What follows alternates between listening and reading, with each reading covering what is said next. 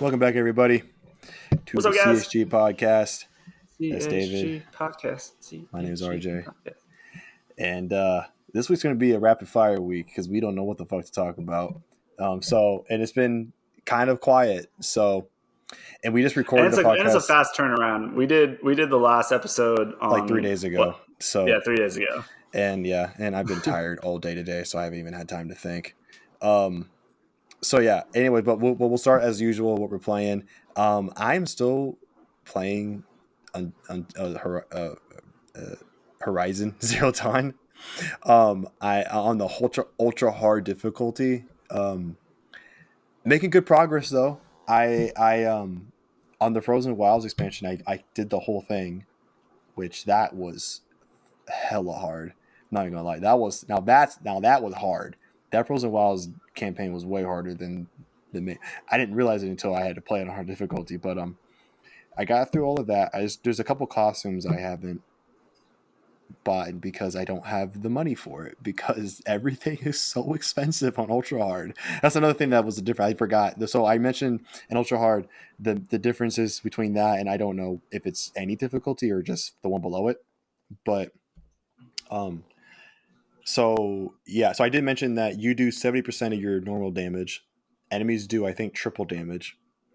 Also resources. You get less when you pick up plants for like medicine and stuff. You get less from that. And also everything in the merchants is inflation. Just it goes through the roof. Yeah, I think you mentioned that when you were hard. first talking about it. Oh, really? Yeah. Okay, I wasn't sure if I mentioned that part, but inflation is out of control. I don't know what happens. They're just like Just hard like in times, real man. life. Hard times, Just man. like in real life. Hard times. So And I bet that Eloy's minimum wage has not increased at all. no. Also, he's dead in this world, so Who? You said Aloy. You said Eloy. You said whatever. Eloy, so I was thinking Eloy Musk, and I was whatever. like, You mean Elon? Oh yeah, that's not even the right name. Well, I was thinking Elon, because I thought you were making some kind of rib, because him, he's so futuristic. No, I'm just saying shit, that. so. I was making a rib at minimum wage, not increasing to I don't inflation. even think there was a minimum wage to begin with. But and also like in that game, so yeah, shards is your currency, but it's not like in most games where like you would get your currency for doing missions and shit. You don't get that. You have to be hunting and harvesting the either lenses or hearts from all the machines and hope that you get them from the machines. I generally get a good amount, but you gotta just be constantly, and that's why like most people when they play ultra hard, they just go through the story missions and be done. Because it's like 10 hours if you just do that. Like ignore the DLC expansion, ignore side missions and shit, just do the story missions and you're done. And the reason why I'm not doing that is because I want to get all, because there's like upgraded versions of all the armor and weapons in the game, and I just want to own them. Well, the weapons, because it does help a lot to have an extra modification slot that you can put on. You can have up to 4 now, which is really nice. But the skins, I just want to have them. Just it's just completionist in me, I guess. I just want to have them, but they're just so expensive. They're so expensive. Like I have the parts, I have the hearts and the lenses, no problem. But like they're asking for like 5, 7, 10, 12,000 shards for one skin, and yeah, Gotta get on the grind, bro. I am constantly broke, bro. I'm constantly broke. And that's why I've been actually playing the entire game, because I'm harvesting lenses and hearts to get money so I can eventually buy. I'm hoping to be able to buy the skins before I'm done with the game. I'm hoping. But there's still not even, there's no guarantee I'm going to be able to. But through the main game, I'm like 70% 70 point something percent when I checked last. So I'm getting through there. Getting through it. I kind of want to have the entire map cleared out and then do the story missions and then just fucking just breeze through them all. Because then I can like fast travel whatever I need to go instead of having to like go to it, and like manually. So it's gonna speed up the missions really quickly. But yeah, so that's what I've been doing. Just pushing through. Now that I've been through the Frozen Wilds expansion, like the rest of the game is so much easier. Like, and also I had to change up my tactics too. I was using the Hunter's bow, which is like the more well-rounded bow. Yeah, now you're using the tripwires. Well, that, but I'm also actually I've stopped using that now. I'm using the sharpshooter bow, which is more long range, and it takes longer to hold, to prepare the To shot. draw.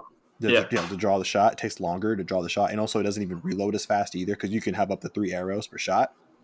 It does all that so much slower, but the damage output more than makes up for it. And I didn't realize that. I saw it at first. I was thinking, it's too slow. I don't want to. I'm not even gonna bother. But that was on story mode. On ultra hard mode, you need that extra firepower, and so yeah, and I have the best. I have the version from the Frozen Wilds, which is actually a stronger version. It actually does more damage. And so with that, and then the 4 modification slots I put on that bad boy, I am laying that hammer down. I am. It's helped so much.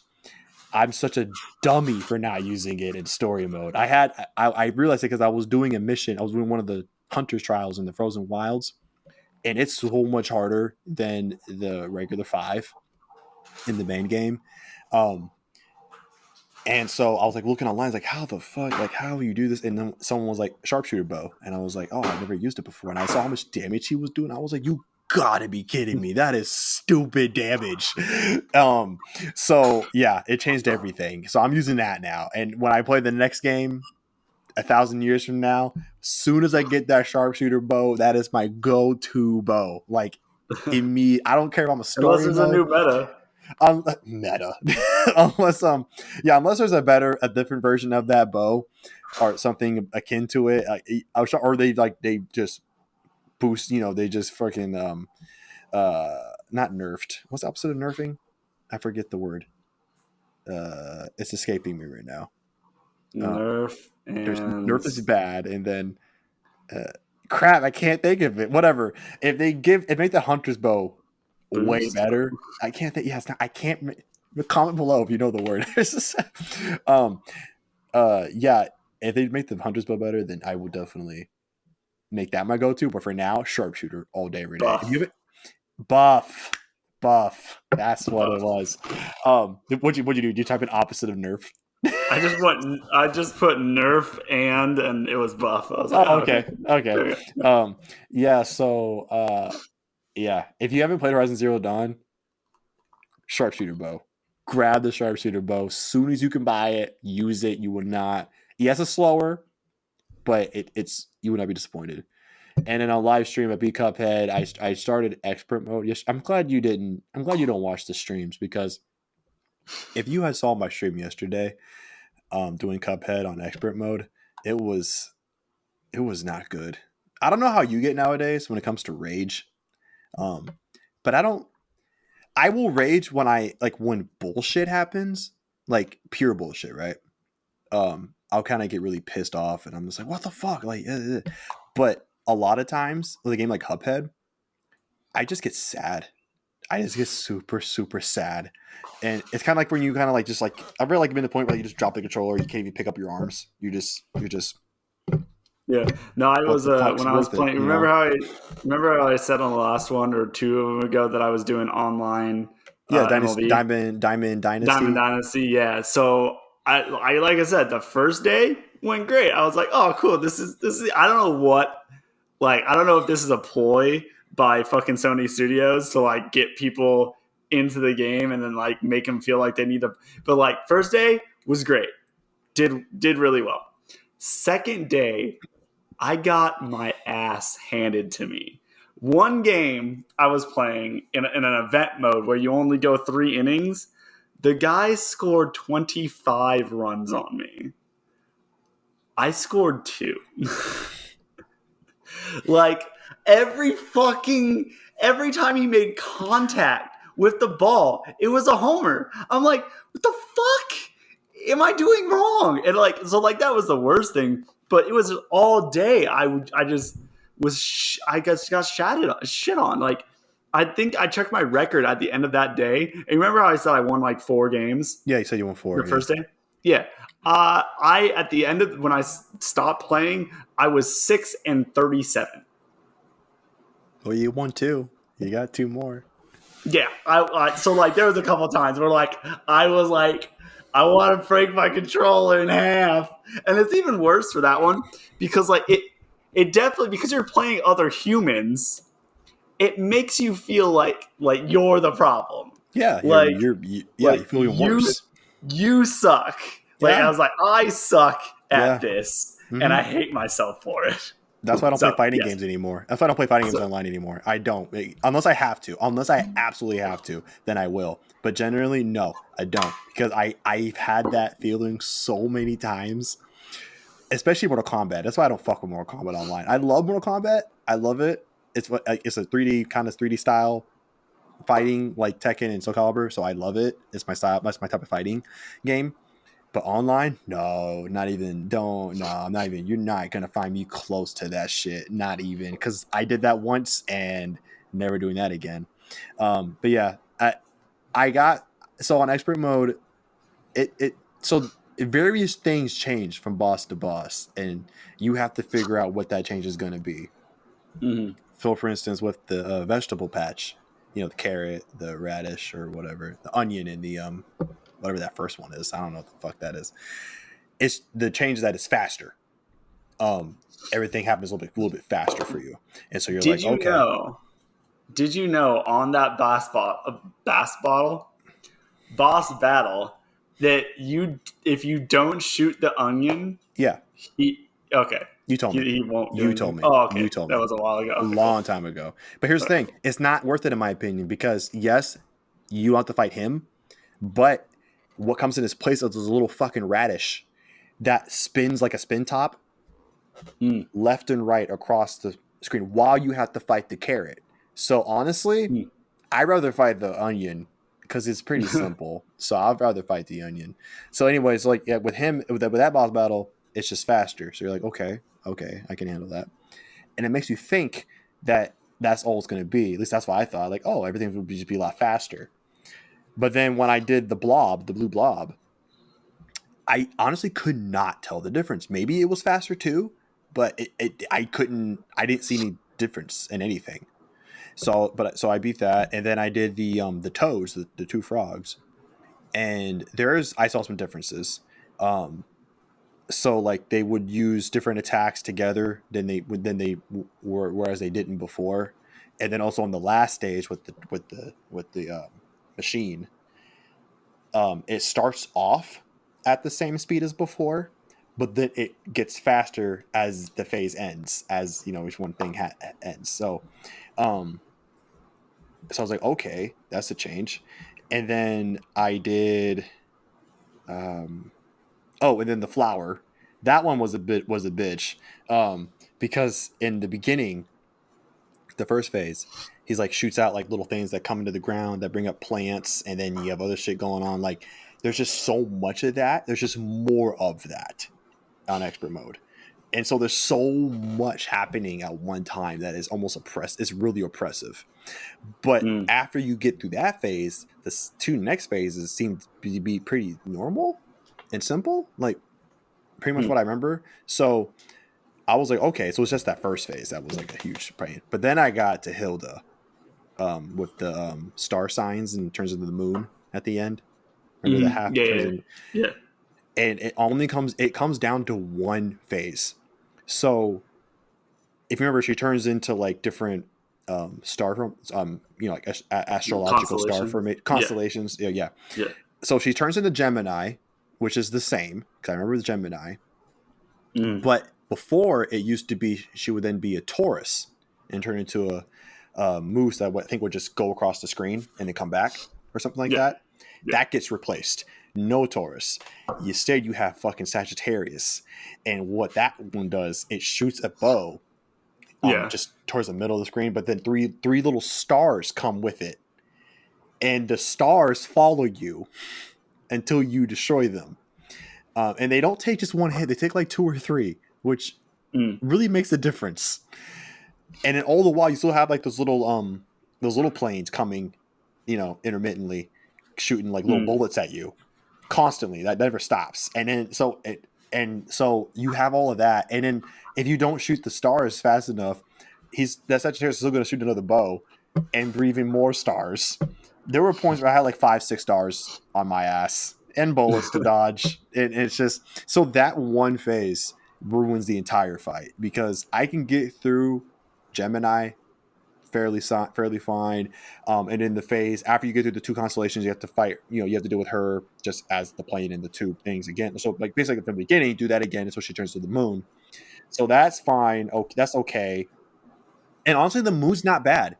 Fighting her now that because I figured out what to do because I have people in the chat tell me like what to do with the moon, and Mm. I was like, okay. So I figured out that, and so that was but like I just had. But every time I got to her, I had one hit left. One hit left. And so it's just I actually got twice. I got like right there at the end, right at that end, and died. I got there twice, and I fucking hell. But yeah, that Sagittarius is it. I got towards the end of the stream. I was just bummed out. I was like, I could even put on a happy face for the stream. So if you go see that, if you go to the end of that stream, anyone goes to the end of the stream, you will see me just be sad you would just be very sad, and that's kind of how I get nowadays. It's just really like upset and sad, and just like I'm just a big Sad loser. argument. I'm just a big loser face. I'm not good at anything. I don't deserve love. Like I just got so sad. Like Gemini was watching the guy I'm doing a collab with, and I told him afterwards, I was like, bro, like that was not a joke. Like I'm really upset right now. He's like, don't worry, man, it'll be okay. It's like, no, it won't. So I don't know. I'm gonna try and beat that boss offline, off camera, and hope just with me just being by myself, quiet, and just focus on that. Maybe it'll help. Because if I can't get through her, I'm not doing any more of the fucking the playthrough. That will be where I stop. Jeez, are you so? You mentioned Diamond. Are you so you're still playing that, or are you done for now? Or? I haven't. I'm taking a break. Yeah, I bet you are. I'm trying. So there. Basically, I just need to practice. So there's different forms of pitching, and I don't know why it makes a difference. But I've read all over the place that you want to use this specific type of pitching called pinpoint pitching, which is something that they just put into this newest iteration of the game, and it's supposed to work better online. I don't know why, but it does, or it's supposed to. So the only thing is that it is more skill based. Because with the method I was using, it was just a timing thing. It was like a gauge. So like, you hit the gauge at the right time, you hit the gauge back at the right time. This one, each pitch has a different motion you have to do with the stick, and then you have to then release it at the right time. Or actually, well, like depending on where you put the pitch, this like aiming circle changes, and you have to like hit it towards the aiming circle, and all of that combines into how effective your pitch is. So I have to get better on that. I'm getting pretty good, and then I have to just practice at hitting at a higher level so I can not swing at bad pitches.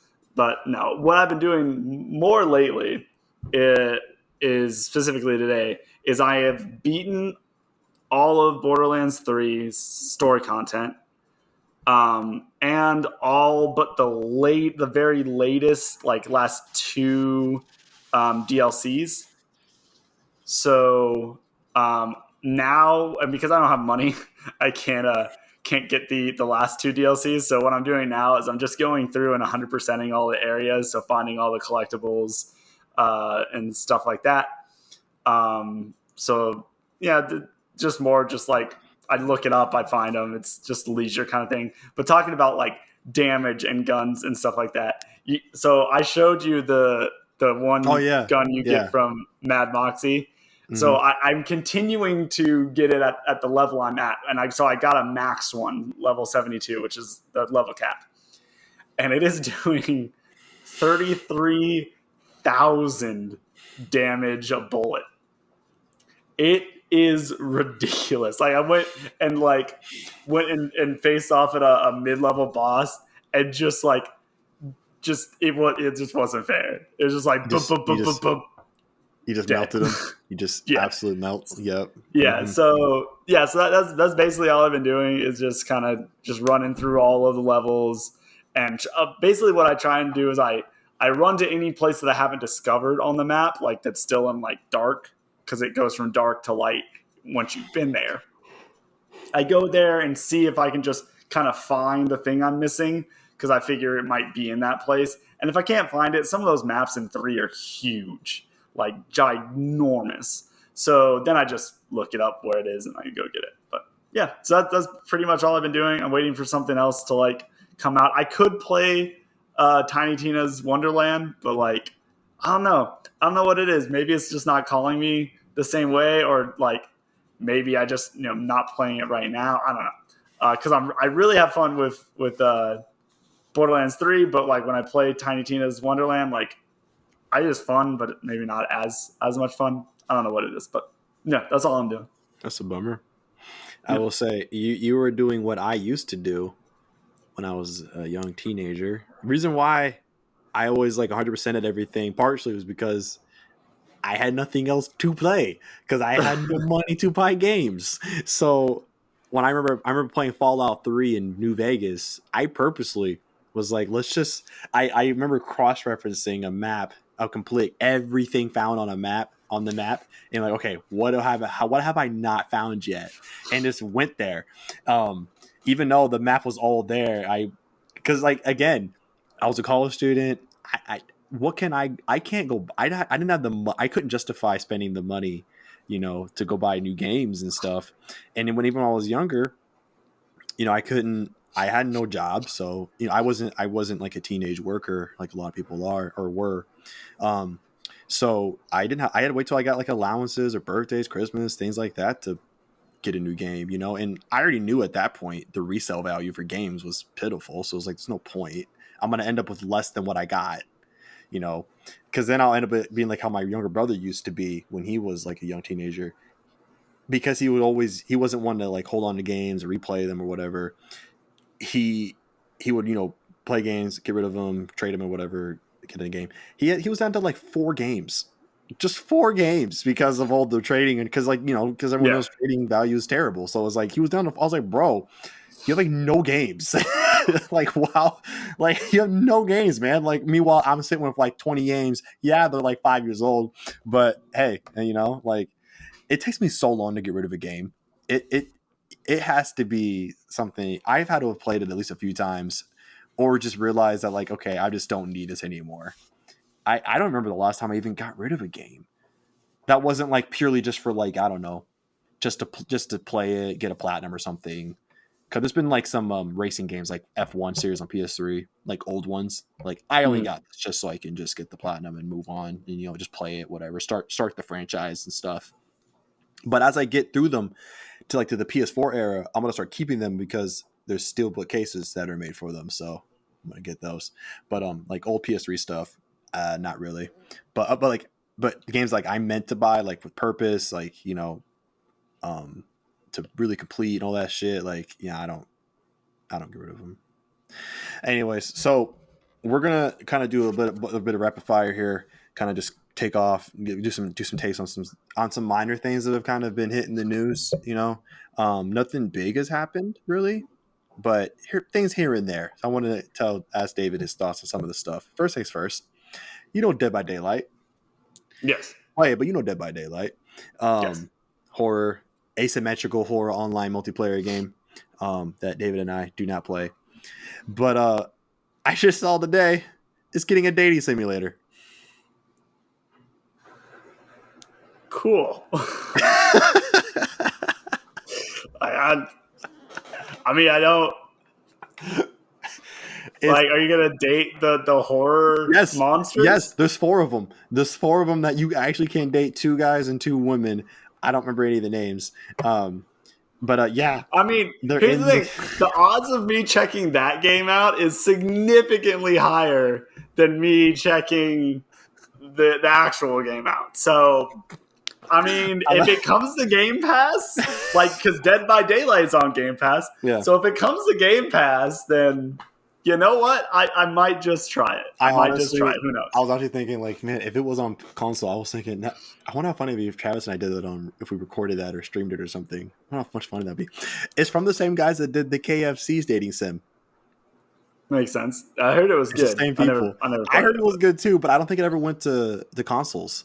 So no, it was PC only. I think I would play it if they ported. Yo, guys, devs, port that shit to PlayStation. I will play that in a heartbeat. I thought that was like it was just the most like. It was the most of a brand embracing its own memeage and ridiculousness, like at the max. And I just loved them for it. I loved KFC for that so much. Like the only company that I think kind of leans into themselves so much is Taco Bell. Like they don't hide the fact that they're stoner food. People coming in at 2 a.m. or high or whatever, drunk food. They don't even deny it. They make food almost catered to them. You know what I mean? Like, so it's just like, I just feel like they definitely lean into like their brand quite a bit too. So it's just always fun when a brand does that. It's just hilarious. So anywho, so that's keep your eyes open for that. I don't know when it's going to come out, but that is news that the world needs to hear. Second, which David brought up, which I kind of forgot about, but so Starfield and the other game which I didn't even know Bethesda was doing in existence. Like I did Starlink. That's what it was. Wait, did I already say that? Yeah, no, it's Starfield, and then it's some other game like that I never heard about. Like they were just like, both of them are delayed, and I'm just like, I forgot that Starfield was supposed to come. It did have a date for this year. I totally forgot it had a 2020 Redfall. The game that everybody knew about. But yeah, I forgot it had a 2022 date. I totally forgot about that. I was like, when did they? Was that? Redfall! It's that the vampire that really people don't know what exactly it is, but it's like you play as one of 4 characters, and it's like a multiplayer, kind of like Left 4 Dead or the monster game that died. Wait, they were doing that? Yeah, they were doing that. Oh, I never thought that was them. Yeah, I do remember that game now. Yes. So, all right, that's why. Like, I wasn't hyped for that thing at all. It was like supernatural. It was like supernatural, and like the two characters, the characters themselves had like these weird powers too, and. Yeah. I remember now. Yeah, I was just like, oh, cool. Another game that's going to fail. Like, that's what I thought about it. I'm like, damn. Cool. Damn, son. It hasn't worked since Left 4 Dead. Like, not even Back 4 Blood could do it. Like, after Left 4 Dead did it. You know what? It may just been a right time. Right game at the right time moment kind of thing. Because, like, it was at the peak of... Go ahead. Oh, and I was going to say, Left 4 Dead was made specifically, like, they made that game without any other alternative motive. Even Back 4 Blood had microtransactions and shit in it. Like, Left 4 Dead was just pure on that front. Multiplayer. That's co-op. Not fair. That's not fair to compare. You're talking about Left 4 Dead from 2009 to a game in this modern era. On that front, I can't. I'm not going to draw comparisons. That's not. I'm just saying that all of the passion was spilt into making the game work. What I will say is that another thing that's important to bring in mind is that Left 4 Dead was it initially an Xbox exclusive? The 360 the exclusive? I don't think so. If it wasn't, it may as well been, because I don't know a gosh damn person on PS3 that played it. To be honest with you, I don't know a fucking person that played it. I think David's he's in the CHG Research Center right now, consulting with Professor Google to find out the answer. It may have been a Microsoft exclusive. Yeah. Microsoft Windows 360 and Mac OS X. Okay, so PC and 360. So, computer, because Mac was included. So computers and 360. So this was in peak 360ness, and at least in America, at least, the height of 360 era. All right, guys, like if you weren't around, you don't know, but it was at the peak of 360's power over the industry. And not only that, it was also a peak for, cooperative plays, cooperative type gaming and playing. You know what I mean? Like I feel like it was more stronger then than it was now. I think because like we weren't as connected as we are now, right? Like through other means. So to have that game, that couch co-op game or online, come out and be so good and just unadulterated, whimsical, nonsensical, dumb fun. It was one of few, at the time. We didn't have a lot of that, and there was no other really way to play with people a lot beyond playing COD or Battlefield or a sports game or something. So like. Valve found magic in a bottle in that moment in time, as they did, as they tend to before. They tend to do. Team Fortress, Left 4 Dead, Portal, and then Half-Life, and then Half-Life Alex just comes out of nowhere, creates a little and just bottle, like every Valve thing, they totally abandon it. Yeah. Well, not Half-Life, before it dies. Not Half-Life, because Half-Life Alex did come 3 years ago, so. We thought it was dead, but not entirely. They gave it a lifeline. And I would not say they abandoned it. They just can't go past the number 2. They just can't count higher than 2. They just that's what it is. What it really is they like to not run things into the ground. And if that means ending it before it's peaked, then they'll do it, because as soon as you peak, you fall. Yeah. So they're just like, hey, we made 2 really good games. There you go. Everything has a plateau. And as we've seen, everything does. And it almost makes me forget that like they are developers, And I think Valve is such a developer focused at heart business. I mean, yeah, they're a company. They have shareholders like everyone else. But I feel... I don't know how they're able to talk it with their shareholders or stakeholders, but like they made it to where they are developer first, and I think that mindset leads them to not milking any franchise that they've started to the ground, or maybe not to the ground, but just maybe just a little more, just a little too much saturation than they feel any franchise needs. Because honestly, with a game like Left 4 Dead, it's kind of smart. Like, yeah, they had a second one, but after, like, where do you really go with a game? It's true. Like Left 4 Dead. I mean, Half-Life. Like Left 4 Dead, I'm good with 2. Mm-hmm. But Portal, I need more of. Maybe Portal. Straight up, I need more Portal. Portal, Half-Life, those have narrative, really strong narrative focus to keep things going. And you could always push the the envelope with humor and puzzles and logic like Portal does. But like Left 4 Dead, though, like, yeah, that's pretty much it. Like, because they did what they did. It's just nonsensical, dumb fun of shooting zombies with your buddies. You can't really spin that too many ways, so it makes sense. But yeah, it's just it was a perfect right time, right game, right time. And maybe they just need to stop trying to do Left 4 Dead and just find another way to do a cooperative shooter type of thing. I don't know. Maybe you can't. Maybe this Left 4 Dead you just can't escape it. I don't know.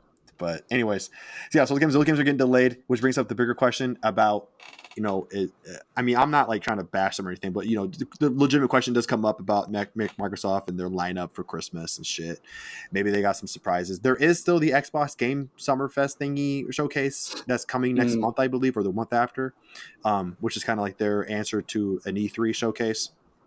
And last year's was really nice. I really liked it. If I wasn't a hard Xbox guy, I would have been fucking through the moon, because they did it really well. Just they had an introduction with Todd from Bethesda, and then Phil from Microsoft, and they just kind of they just went to the games. Bam, just went straight to the games, and they showed a lot of stuff, and then they were like, "Here, okay, we're done." And we're like, great, thank you. That's what we wanted. We wanted games. You gave us You gave no us fucking games. concert or some bullshit. Yeah, no concert, of it. no fucking like awkward hosts coming in to talk about shit that we don't care about. Like, no, you Phil showed up, said shit, Todd said some shit. No, what the Halo is up, guys. Like, No, no cringy puns. Just you showed us games and trailers and presentations. That's all we wanted. Like, thank you, Phil. So I'm hoping the same thing happens this year. So maybe there'll be some cool ass surprises. Hey, maybe Fallout 5's coming. Who knows? Yeah. Who knows? We don't even need games right now. Just tell us all the shit we want, and we're good. Like, that's Christmas for us. Honestly, like, that would be fine. That would actually be okay. and I will continue to put this in the universe until it happens. If they're like, hey guys, here's a remake of Fallout. Hey guys, for you. Just real quiet. So I know we had to delay Starfield, but here's a remake of Fallout New Vegas and Fallout 4. Just for you. Proper remake. Yeah. Proper remake. Well, actually, hold on. No. Really? The greatest thing that I think would just make gamers across the world would be proper remakes of 3 in New Vegas and then like a remaster of 4. See, like, I wouldn't. So, like, 4, and I said 4 on accident. I meant 3. Well, I know, but I think 4 would be like a nice little, cherry on top. That's all. Whatever, cool. I would not give a shit if they like. I don't think I would hear anything past we're remaking 3 in New Vegas. Like, past that, all white noise. But like, I passed out. I'm already dead. Just give me even I didn't love 4's engine, but it is a better engine than 3 in New Vegas. So just give me 3 in New Vegas in 4's engine with a proper dialogue system. And I'm happy. I'm golden. Like, that's good for me, bro. But the dialogue, dude. I mean, I get it. I get what you're saying. That honestly, the dialogue was the worst part of the game. I would have liked 4 if it had a proper dialogue system. Oh, I thought you meant like keeping 3 in New Vegas's dialogue stuff. No, yes, keep those. Yeah. 4 sucked because. Oh, okay. Well, it sucked. There was a lot of reasons why it sucked, but in my opinion, the worst sin was that they did the stupid Mass Effect style dialogue system. Yeah. Yeah. But anyway, what we're getting to a bigger point is like, do we think Xbox is going to be in trouble? I don't. Here's the thing: even if they don't have any games coming out, like no big hitters, this is just going to be another year that they nothing. Yeah, they're used don't to this. have anything. They're used to this. Yeah, like, they've done it. Yeah, they're like, what's another year? Like, we've been waiting. We haven't had shit in years. They're just biding their time. What's another year? They're just biding their time. You just like they're like in the corner, like you guys wait, just you wait. But at the same time, they have like half of the industry, so they could come out with stuff. So I know, like I'm saying, like Fallout 5 could come. I mean, Fallout 76 was like it's still Bethesda though, so I don't think we'll get another unless it's a remake, something quick or that could be done by another studio. I don't think Bethesda is going to do anything else when they like that. In my opinion, that'd be a slap in the face. Like if they're like, Starfield is getting delayed for Fallout but 5. Here's another game. I think so. Like people are excited for Starfield. They want Starfield. If they were to say, hey, we're delaying Starfield, but we're making a whole new other game, I don't think Bethesda will do anything. Like, even if there is a remake, I think it'll be done by a Blue Point-esque studio. A studio that is specifically for remakes. I mean, there are some. There's Purple Lamp, which is the one that comes to mind. I don't know if they're tied to anybody particularly. But what if Bethesda was doing the 3 in New Vegas remake and not delayed? That's one of the reasons for delaying Starfield. For me, I'd be fine with it. Okay, so you're picking and choosing then. You're just picking and choosing. No. 3 in New Vegas, hold on. The 5, you should shut up. Shh. No. I would be okay with it. I think the people upset that Starfield is delayed, or even the people who are looking forward to Starfield but are okay that it's delayed and so it's not a 76, they would still be pissed. It's only me and people like me who would give up, I don't know, every new game that's come out in the last 5 years for a proper remake of those two games. So I'm a very particular audience when it comes I don't think to. you are. I don't really think you are. I don't. I think I don't know. I'd put my love up with this pretty niche, much anyone's. I think is bigger than you think it is. That's just my Maybe. that's my opinion. Maybe. But everything. What else you got, or are we moving on to my thing? Sorry, dude, you're just cracking me up. Sticking with Xbox, actually, I saw something that I know you don't care about the series so much, but Gears of War may be getting a Master Chief Collection style compilation thing for Xbox. Yeah, I mean, it makes sense. And honestly, my question is, why didn't this come sooner? Well, we kind of had it. We kind of had it. For those who remember, during Xbox One launch, there was the Gears of War Ultimate Edition. If you remember. Yeah. And if you bought it at launch, it only really worked at launch. But if you bought it at launch, you did get voucher codes for 2, 3, and Judgment, I believe, at the time. But then obviously it was a voucher. It wasn't on disc. So obviously people trading them in. We can't. Maybe they were used, maybe they weren't, but we weren't selling it as if they were used. Or we were selling them. Yeah, we were selling them as if they were used. And so, yeah. I mean, so that's the closest they had. And honestly, I don't know why you wouldn't have done it before. Honestly, you have 4 games. People still love them. I'm sure a lot of people would play them again. That could be especially if their online suites came back. Yeah, I don't know if they got shut down. Do you know if they got shut down? I don't know. I'm just assuming they did. I'm just assuming the last one did when the new one came out, and vice versa. Oh yeah, and there's also 4. There's also 4 and 5 that we could. So we have 4. I forgot 4 and 5 even came out. I'm sorry, yeah. Xbox people. Has there been a 6 as well? Gear 6? No. No. Are you sure? 5. Okay. Yes. Okay. So yeah, you have 6 games right there that you could put into one collection. I don't know. I feel like that's been slapping them in the face for like 2 years now, and it just didn't ever want to do it. I don't. It's like one of 3 of their flagship franchises that Xbox has, and they didn't want to fucking before the Gears compilation. They're just like Forza compilation, just all the old Forza games. Bro, I would totally buy that. Hell yeah, old like OG like 360 ones. Oh, dude. I buy the shit out of that. Now that would be a bang for your buck right there. There's a lot of Forzas. Man. They'd probably be better to separate between Horizon and the Motorsport. Make them separate. I mean, yeah. I would do that because there are distinct, like for instance, like Travis. He's not the biggest fan of Horizon. He does much prefer Motorsport, and it took him up until this most recent one. What, Horizon 5? Is it 5 or 6? I don't know. Whatever. Most recent one.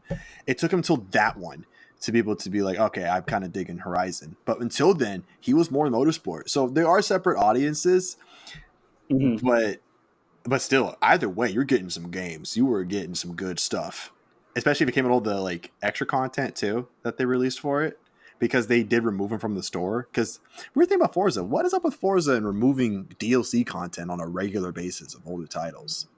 It's very strange. I've never seen a franchise do this so regularly. So that's kind of a bit of a bummer. Yeah. Also, I don't know if this speaks to you or not, but do you remember Arma? Yeah. Military shooter game, Arma? Yeah, super realistic. You played it, didn't you? No. Oh, well, it's back. It's coming back. They're actually coming out with a new one. 4, 3? I don't know what the number it is. And I think they're also redoing an old one. I think it's called Armor Reforged or something like that. Have you ever seen footage of it? I've never even seen footage of it. I've seen footage of it, yeah. How hardcore are we talking here? Oh, really hardcore. Like if you get shot give me some shit. If you get shot in the arm and you don't stop to bandage your arm, you can bleed out. Bleed out? If you take fall damage, you don't just like lose some health, like you could break your ankle and then now you can't walk. If you get shot in the hand, in your firing hand, like your gun hand, like you can't use that hand anymore. So like it's super realistic, and it's like one shot kills. Like if it's in a kill zone, you're dead. You don't get health packs or regenerating health. Is it? Like that. It's super realistic. Does it have a single player component, or is it just all online? No, there's a single player. It's kind of like, if I remember right, it's kind of like Rainbow Six-ish stuff, to where like you have a mission, you have to fulfill that mission and stuff like that. I'm pretty sure. I could be wrong. Except because I never played it. One shot can be it all for you. Holy fuck, bro! I don't even want to. That sounds so stressful. Like why would you want real life? Why would you want that?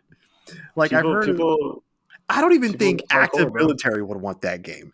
I don't even think they would want to play that shit. They're just like, this is green. This is too real for me. I play games so I don't have to remind myself of what I do every day.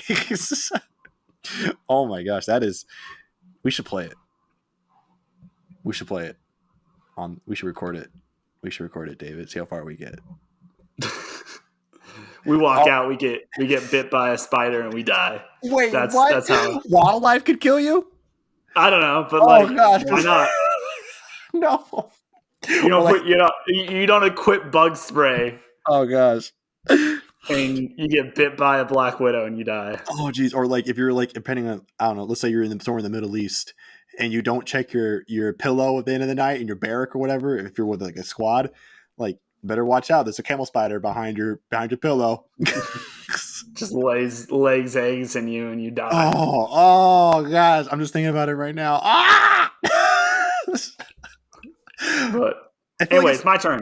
Sorry, Arma seems more like a survival game than a shooter, honestly. Anyway, so I'll give David the floor.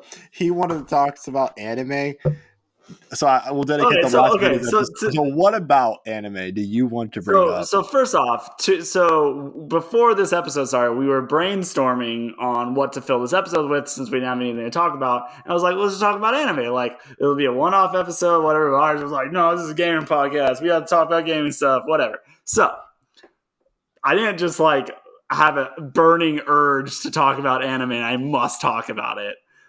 But now I do.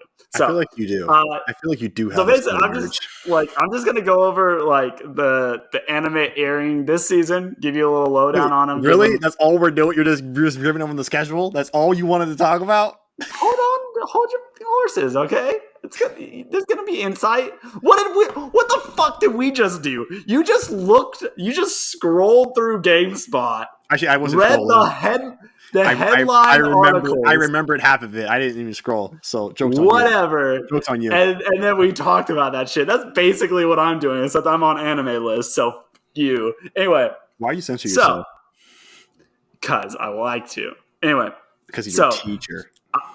I'm not doing this in any particular order, just what shows up on anime list first. So first one is Spy X Family. Spy X Family is blows hard chunks. No, it's actually pretty awesome. I saw an episode with David when I was in Texas. Yeah. It's cool. So like it's obviously a spy anime. It is probably one of the best animes that I have watched in a really long time. It's hilarious. There's good action scenes. It's well animated. The storyline's really good. Characters are hilarious and cute all at the same time. It's a dope mix of things. It's a dope mix. It is a dope mix of things. Yeah, it is really cool. And like a lot of times when these like gag-ish animes, like animes, like comedy kind of things, but they have like tropes that they do. They're typically not animated as well, but this one has crazy good animation. If you don't watch anime, but you're trying to get into anime and you want to watch something more current, because a lot of times when you go to an anime person, they'll give you all the classics like watch Full Metal Alchemist, or maybe a little bit less hardcore anime people will be like watch Naruto or watch Bleach or watch Jujutsu Kaisen or something like that. Like those are all like really unless you like action, like you're not gonna like those things. If you're wanting to get an anime, you want to try something a little bit more lighthearted and funny, try Spy X Family, because it's the sweet spot of like everything. It makes me wonder because of how at least from talking to David here, he's my guy. He's my go-to guy. Anime definitely works in boxes, like, and it sucks that that's the case. Like, anime kind of need to like I feel like when a studio goes to make an anime, like they're published or whoever, they're just like, all right, which one of these predetermined age groups is it for? What genre is it? And like they cannot deviate from that, right? Like it's almost like they got these set things, and it's like there's no experimentation. There's none of that. At least that seems to me, right? And so yeah, there's definitely tropes that anime sticks to. they do, and it's really fucking annoying. And so it was. That's what I know about Spy X Family first for me, because I'm not a anime fan, like a huge fan or anything, but I do know enough to know that, right? And that's one of the things that kind of turns me off from a lot of anime, because it's just like I can see this, right? I'm like, why can't we experiment? Like other TV mediums are doing it. Like why is anime falling behind? And so that's what I noticed first about Spy X Family was that it was totally just mixing all types of shit together in a cool way, a different way, a new way. So it makes me wonder if they had a fight for that. It makes me, I can't wait till it's over and like we get to hear from like the director or whoever, and they're willing to talk about it. I do want to know if they had trouble having to get that through. But anyway, so start off the list is that's my favorite anime of the season. Everyone's favorite. It's crazy good. It's doing really good just with all anime watchers. So check it out if you haven't already. Really cool. Second one is also an anime that me and RJ watched when he was down here, but is the second season of Rising of the Shield Hero. I love that. I love this anime. Is it already over? It's that isekai. The first season's over. The second season's still running. What? Yeah. Oh, I didn't know it was a newer anime. It's like the first season's like 2 years old. 3 years old. Yeah, I thought it was. No, I saw third season stuff on the Crunchyroll when you were looking at it. Yeah, because the Crunchyroll is weird, and they'll put seasons on there, but sometimes it's like the German version of the first season. Okay. But it'll say season 3 because they're weird. Their tracking system's weird. But no, this is the second season. Let me double check. That show needs to be a game immediately. Whatever you just that's what I was just gonna say. That one needs to be a fucking game right away. That's a Souls-like just begging to be made. Get on it, whoever. But get on it. It's a isekai, which is for people who aren't anime people. It's like trapped in another world is what isekai stands for. Basically, this guy goes to this other world to save. He's one of the chosen heroes, but he gets the power that like people are prejudiced against for some reason, and he goes through the ringer. But it does turn into a basic isekai power trope where he gets all the ladies. Really? Basically, his whole troop is ladies. But it doesn't lean into like the sexual aspect of that as much as some other power trip isekai ones do. I like the storyline. I like the action. It's kind of middle of the road, probably like a 6.5, 7 out of 10. Then you have make the game adapted to a game. That's all I want in this world. I want that. Anyway, then you have watching people and tell me you don't see like oh yeah, that'd be a game. Well, it definitely has game. It's modeled after video games. It literally feels like it's modeled after a game. Everything about it is modeled after a game, and I love it.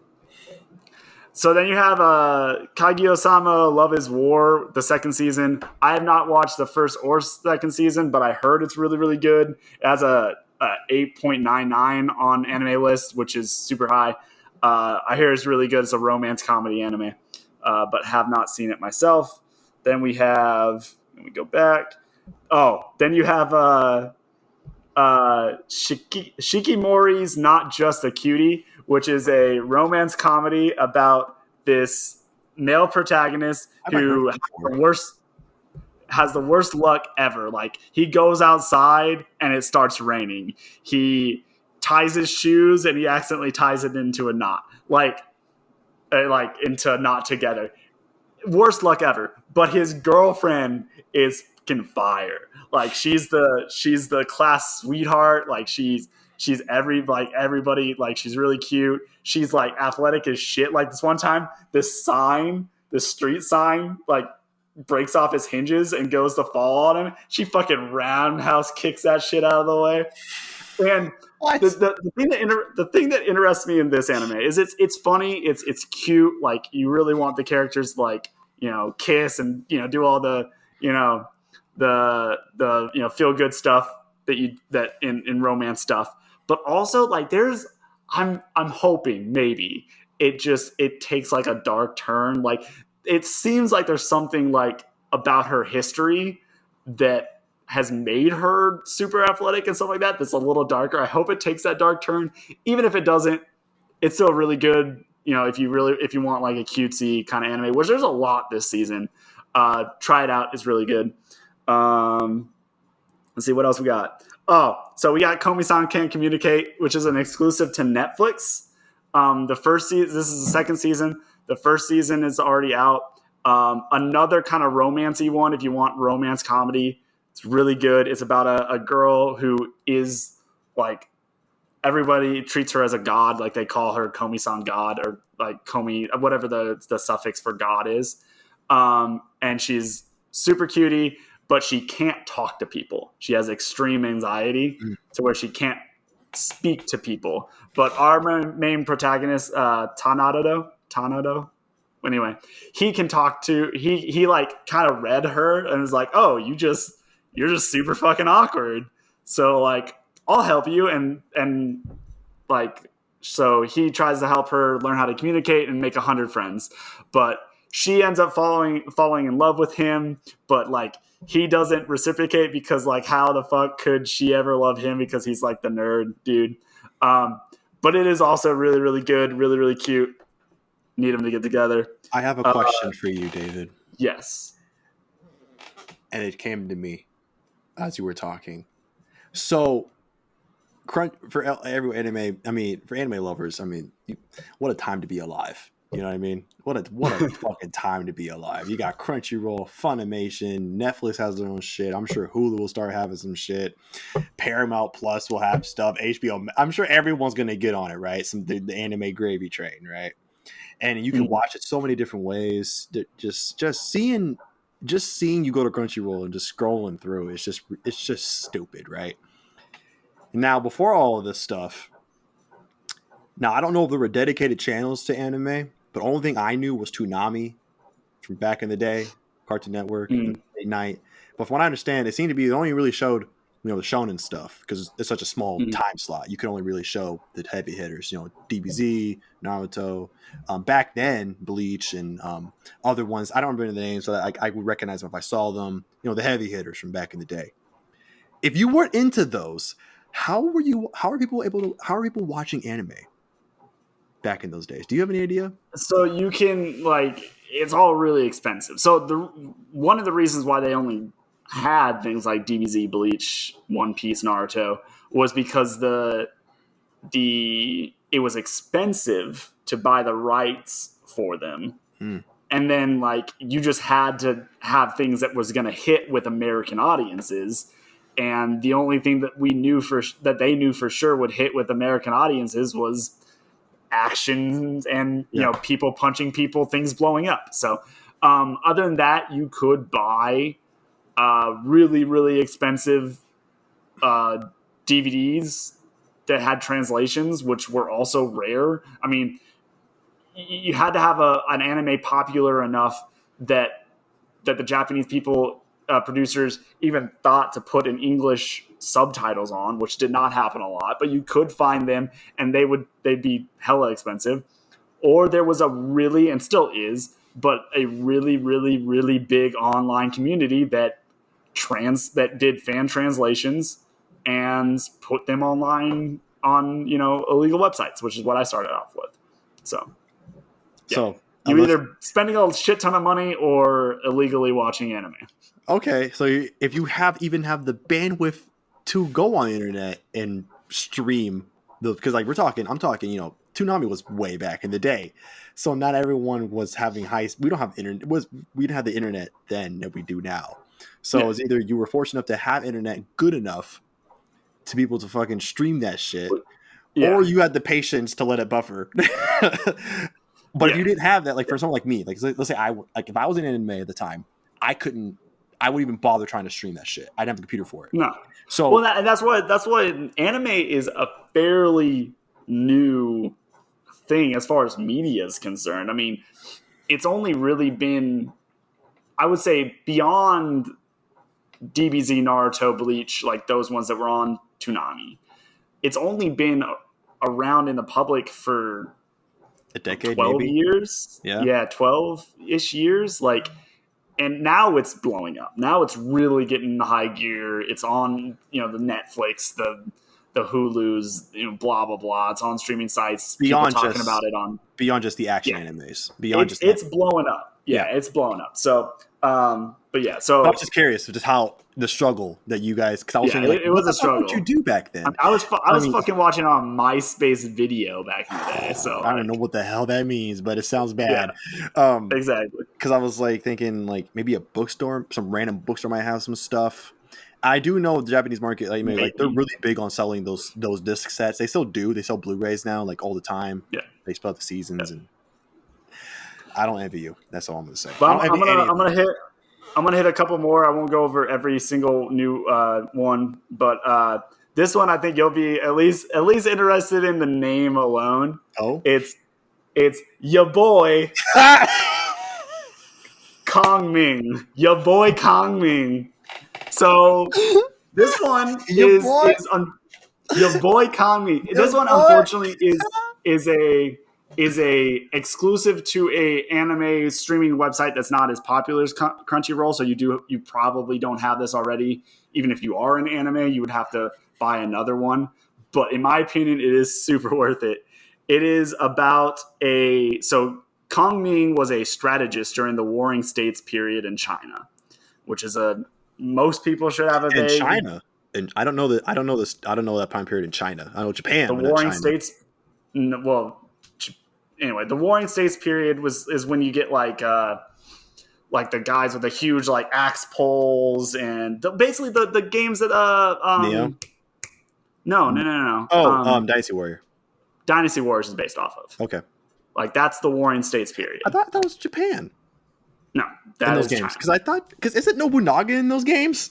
I swear he's in those games. But no, it's whatever. It's China.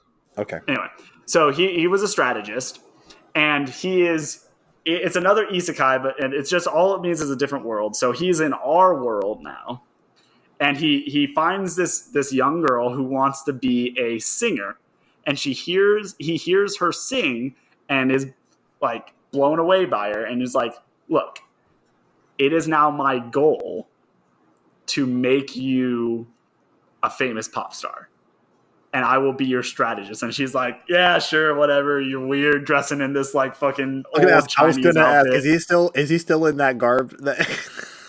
Yeah. Wait, how does he have even any idea to rationalize what it means to be a famous pop singer?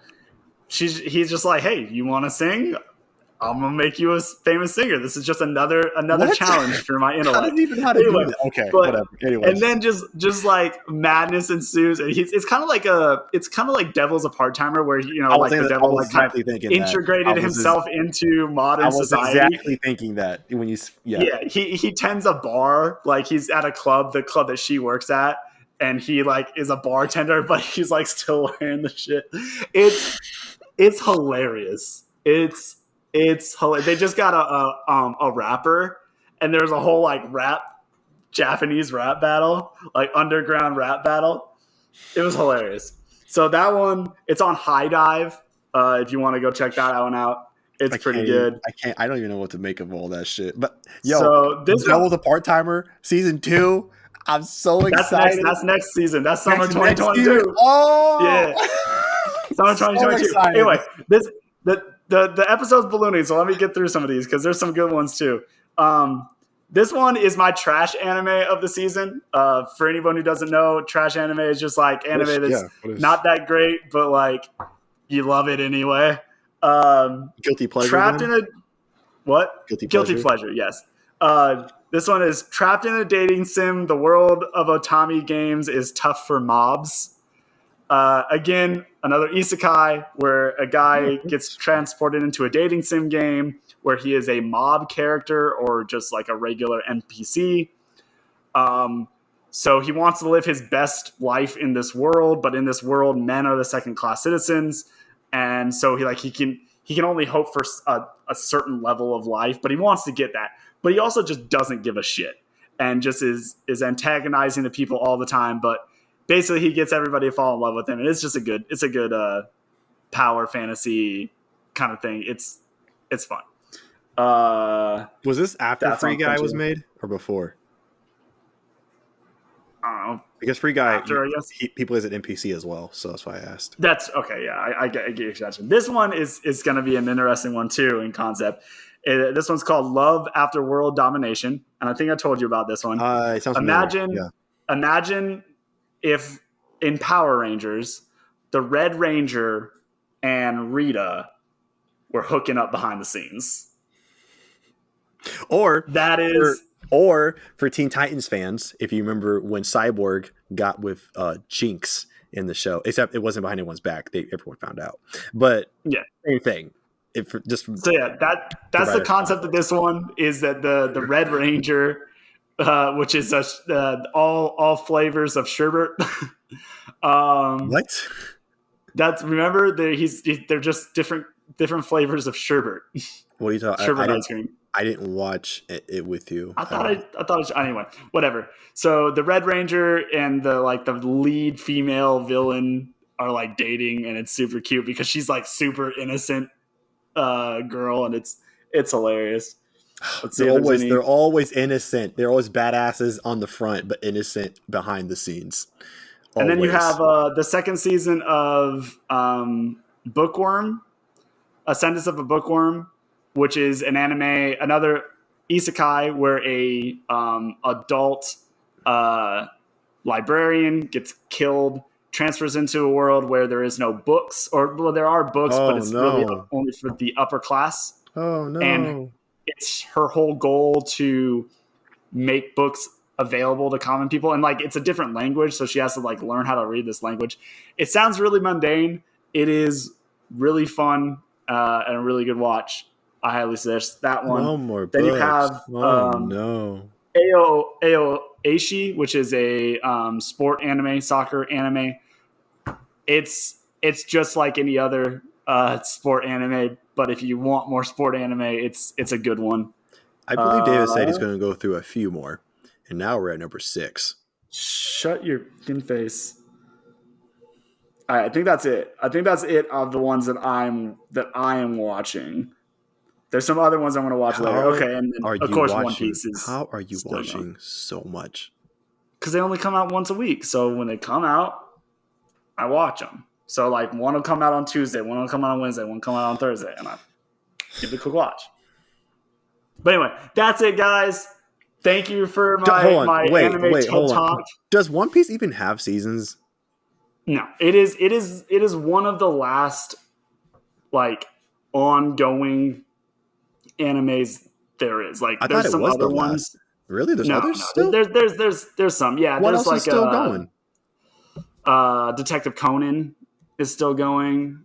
Right. There's some other ones that are more kind of kid shows, kind of like if Octonauts was an anime in Japan. There's some kid ones. Octonauts.